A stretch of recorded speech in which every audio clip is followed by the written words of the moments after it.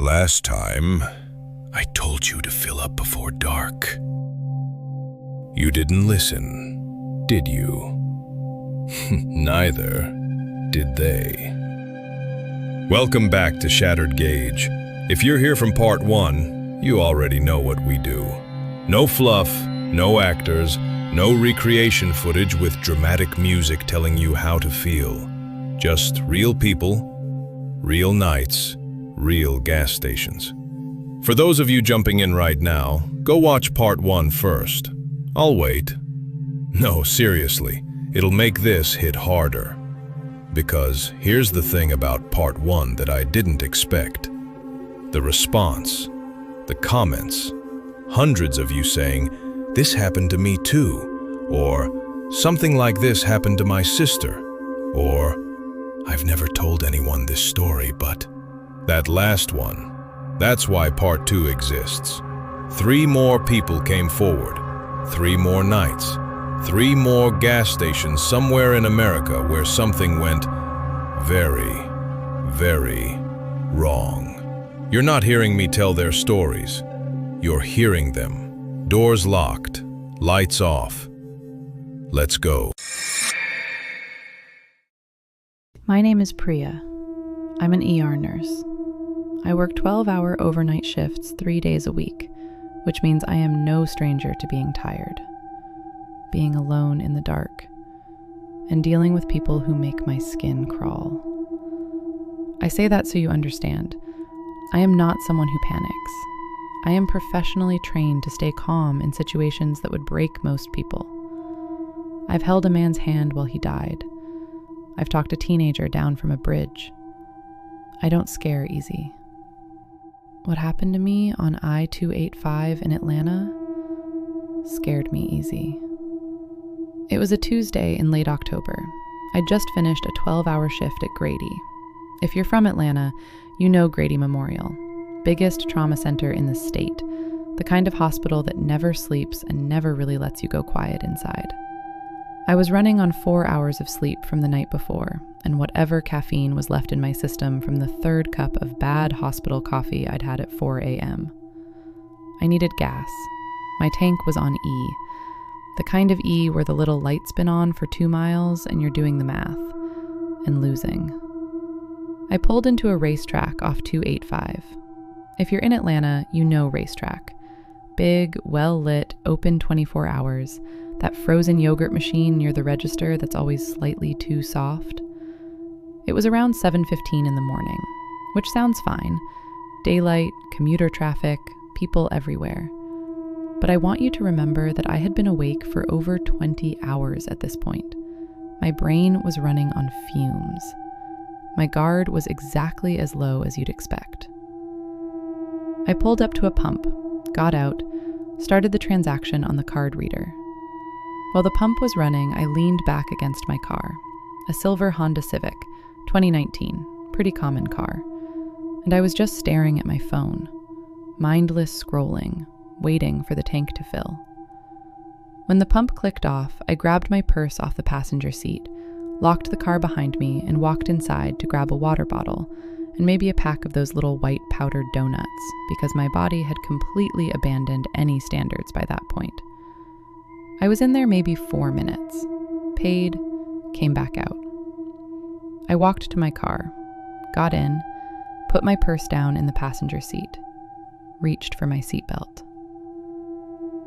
And then I looked at the center console. There was a phone sitting in the cup holder, a Samsung, dark case, cracked screen on the upper right corner. Not my phone. I had my phone in my hand. I froze. I looked at the passenger seat. My purse was there, but the seat itself, the position of the seat was slightly different.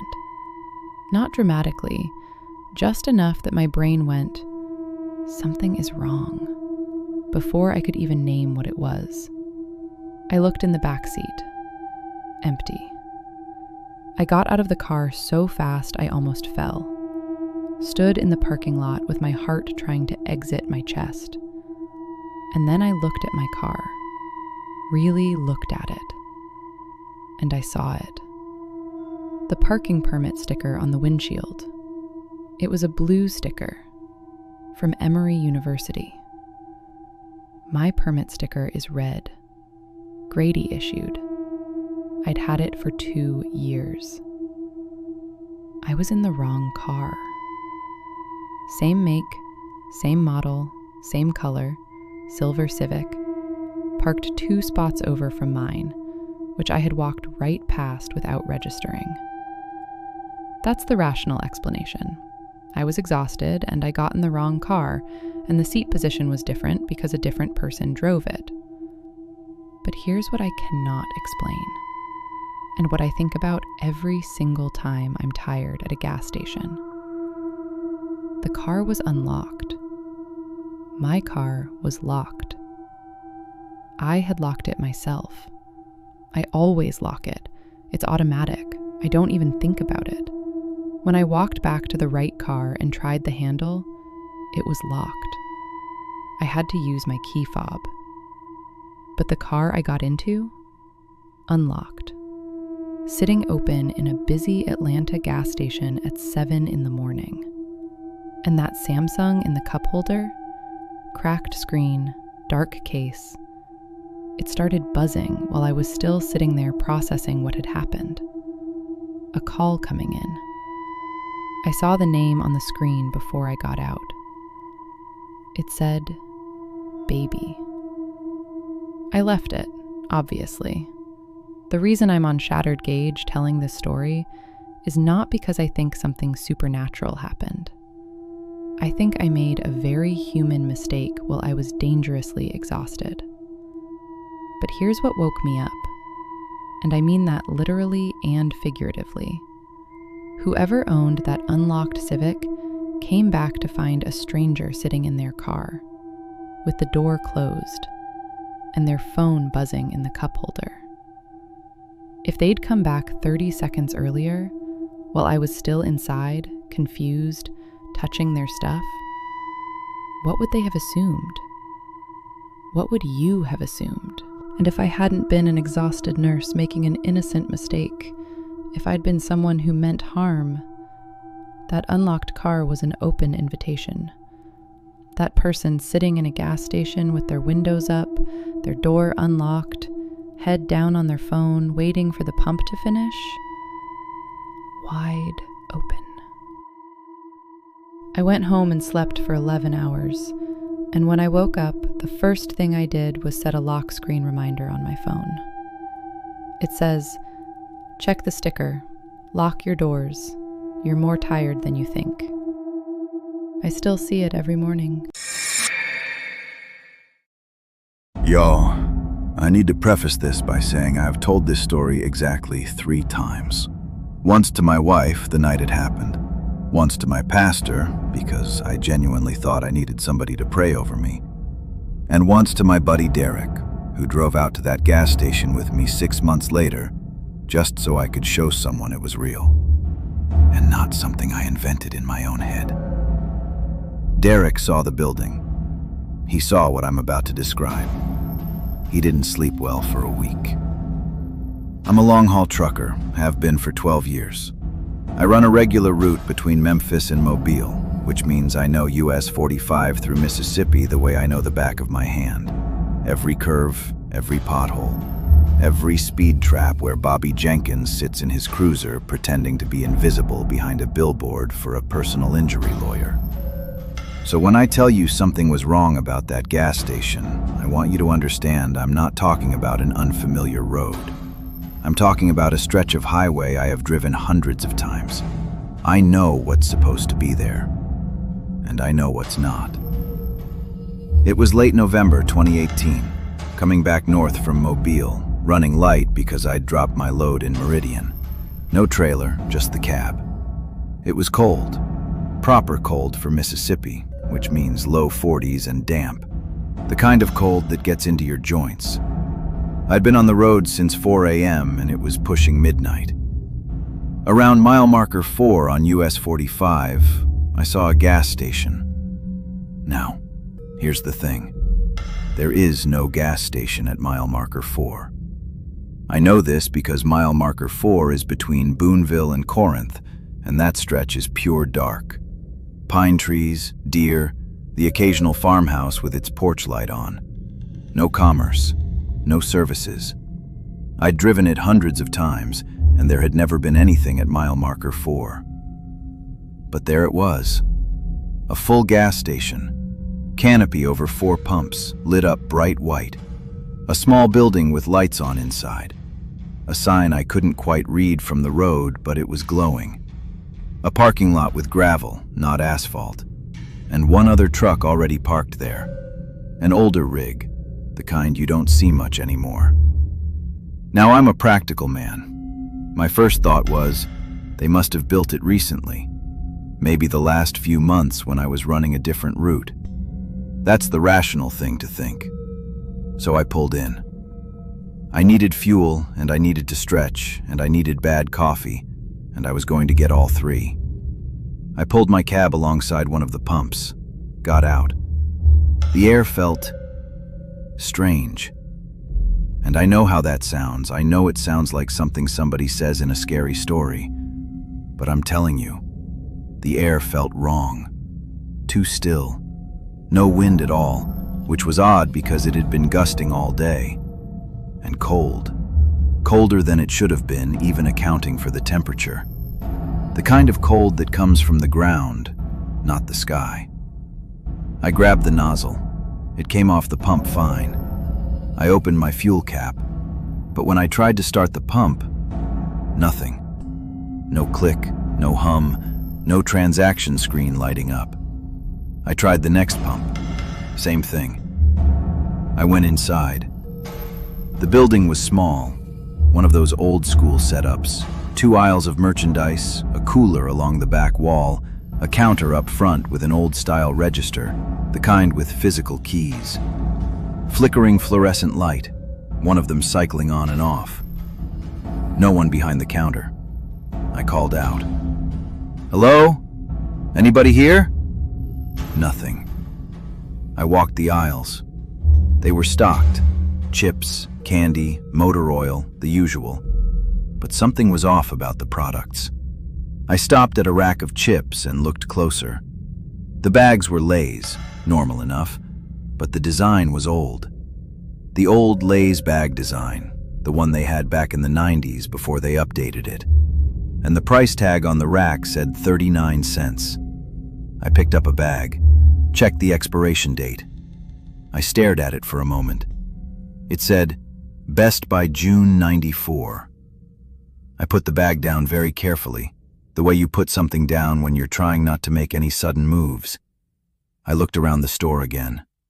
The motor oil on the shelf, old cans, the kind with the pointed tops you needed a church key to open. Brands I hadn't seen since I was a kid riding around with my daddy. A rack of road maps, paper road maps. Mississippi, Alabama, Tennessee. The kind of thing nobody's sold in a gas station since GPS became standard. The cooler in the back. I could see through the glass doors. Sodas in glass bottles. RC Cola, knee-high grape, Sundrop. All in glass. My mouth went completely dry. I walked back to the counter. Behind it, on the wall, there was a calendar. One of those free ones that tire companies used to give out, with a picture of a mountain landscape. I looked at the month it was open to. November. And the year? 1993. I left. I don't say that dramatically. I just turned around and walked out, fast, got in my cab, got back on 45, and drove north without stopping, until I hit a Flying J outside Corinth that I knew was real because I'd stopped there 100 times, and their coffee was always burnt and perfect. I drove the route 2 more times before I went back to look. Broad daylight both times. Nothing at mile marker 4. Pine trees, fence line, dark shoulder. I brought Derek in March. We parked at mile marker 4 in the afternoon. There was gravel on the shoulder, loose gravel, scattered wide, the kind that used to be a parking lot. And in the tree line, if you looked hard, you could see the foundation. Old concrete, cracked and overgrown, where a building used to be. Whatever that place was, it closed a long time ago. Why it was open that night, I cannot tell you. Why the other truck was there and I saw no driver, I cannot tell you. I'm a practical man, 12 years on the road. I don't believe in a lot of things I can't put my hands on. But I believe in what I saw at mile marker 4. And I don't drive US 45 at night anymore. My name is Chris. I've been a volunteer search and rescue coordinator in northern Arizona for 11 years. I tell you that not to brag. I tell you that because I need you to know that I am someone who goes toward the thing that scares other people. That's my job. That's my calling. I am not a person who drives away from something without knowing what it is. Except once. US 89 north of Flagstaff is one of the more remote stretches of highway in Arizona. It cuts through the Navajo Nation up toward Page and Lake Powell. Gorgeous country in the daylight. Red rock and open sky that'll make you feel like you're on another planet. At night, it's a different proposition. The dark out there is serious dark. The kind where your headlights feel like a candle trying to light a cathedral. It was early November 2020. I'd been on a 3-day search operation, a hiker who'd gone off trail in the Echo Cliffs area. We found her. She was okay. Hypothermia, but okay. I'd sent my team back, stayed to do the final handoff with the family, and was driving back to Flagstaff alone around 1 a.m. I was running low on gas. On US 89, that's a real problem. There's a reason experienced drivers on that highway check their tank twice before they leave Page. I saw a light about 4 miles past the Cameron Junction. A small gas station, one of those single pump setups that serve the local community and passing traffic. I'd stopped there once or twice over the years. It was called, and I remember this specifically, Yazzi's, run by a Navajo family. Good people, always respectful. The pump was ancient, but it worked. I pulled in around 1:20 a.m. The lights were on inside the little building. One pump out front, light on the canopy above it. I got out and started the pump. That's when I saw the girl. She was standing at the window of the building, pressed up against the glass, face close. Maybe 12, 13 years old, dark hair. She was just watching me, completely still. My first thought, honest to God, was, kid's bored, probably the owner's daughter, working a late shift with family. I gave her a wave. She didn't wave back, just kept watching. I finished pumping. The total was way too low, like $6 for what should have been half a tank, but I figured maybe the pump was off. I went inside to pay. No girl. I looked around the whole store. Small place, nowhere to hide. Just one clerk behind the counter, older man, maybe 70, who I didn't recognize from my previous stops there. He charged me the $6 without making eye contact. I asked if there was a girl in here just now, said I saw someone in the window. He looked at me then, long pause. He said, "You should get back in your vehicle." Not, "What girl?" Not, "I don't know what you mean." Just, "You should get back in your vehicle." I said, "Sir, is everything okay here? Do you need any?" He cut me off. "Please, get back in your vehicle and drive south. Don't stop again until you reach Cameron." His voice wasn't afraid. It was the voice of someone who had said this before and knew it needed to be said quickly. I'm search and rescue. I'm trained to assess situations fast. And everything in me, every instinct, every alarm, every piece of 11 years of reading dangerous situations said, listen to this man. I got back in my truck. As I pulled out, I looked back at the window. The girl was there again. Same position, face against the glass. But now she wasn't just watching me. She was smiling. Not a child's smile. Something adults don't have a clean word for. The kind of expression that looks like it was assembled to look like a smile rather than something that came from inside. I drove south. Didn't stop at Cameron. Didn't stop until I hit a 76 station outside Flagstaff that I knew, that I'd been to 100 times, where the kid behind the counter recognized me and asked how the search went. I filed a welfare check request the next morning, cited the old man's distress, said I was concerned. The response came back that afternoon. Yazzi's had been closed since March 2020, COVID. The family had shuttered it and hadn't reopened.